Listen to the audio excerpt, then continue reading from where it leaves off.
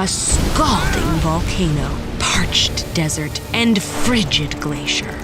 All pretty intense, and also all places where certain insects live.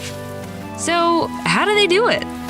Our first stop is one of the hottest places on Earth, the Sahara Desert.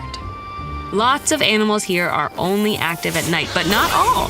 Sahara silver ant workers brave the desert's blazing sun and scorching sands with unusually long legs that elevate their bodies above the hot ground and allow them to reach superlative speeds.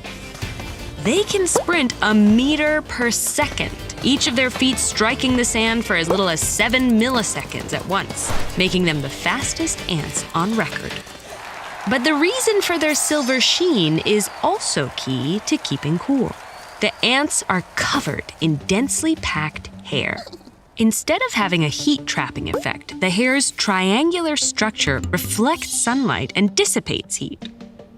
Researchers observed that it helps reflect 10 times more incoming light and keeps the ants around 10 degrees cooler than if they were hairless. Meanwhile, this longhorn beetle also sports triangular hairs that give it a metallic shimmer and cool it down. Helpful, since it resides near active Thai and Indonesian volcanoes where ground temperatures can reach 70 degrees Celsius. Many insects thrive in balmy biomes, but cold temperatures, like those looming over this ice-laden landscape, are a major constraint on insect life. And yet, certain insects actually depend on these cool climates year-round. One small group, sometimes called ice crawlers, lives in high-elevation caves and at the edges of glaciers. They've evolved to thrive in a narrow zone of cool temperatures. Scientists think one way they manage this is their increased capacity to produce a type of sugar that helps stabilize their cell membranes, proteins, and DNA. But they've lost the ability to deal with temperature extremes. For instance, just the heat of your hand could kill them, given enough time. Now, for a more savory flavor of survival skills, we have the alkali fly. They live around and in California's Mono Lake, which is more than twice as salty as the ocean. As aquatic larvae, they depend on specialized kidney-like organs to excrete excess salt.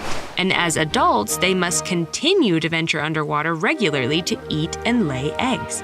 However, at their size, overcoming the water's surface tension and staying submerged is a challenge. They manage to exert forces up to 18 times their weight to break the surface tension, then use their claws to counteract their buoyancy in the salty water and stay put down below. Because their bodies are covered in more hair and hydrophobic wax than other flies, they're surrounded by an air bubble that keeps them dry and provides them with up to 15 minutes of oxygen. When they release their hold, they pop right back up to the surface, perfectly dry. However, only one insect group is known to actually withstand the ocean's depths. These are parasitic lice, and they live on deep-sea diving pinnipeds like seals and walruses. Their plunges can take the lice thousands of meters underwater for extended periods. Most insects use holes on the sides of their abdomens called spiracles to take in oxygen. Interestingly, these lice are equipped with microscopic structures that allow them to shut their spiracles entirely. Scientists think this may help them keep air inside or prevent water from entering, allowing them to survive long periods submerged in high-pressure conditions. Some lice may also attain oxygen by living on seals whose fur traps air close to their bodies.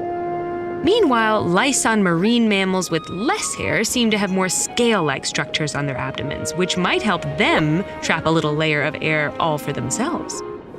Insects are the world's most numerous and diverse animals.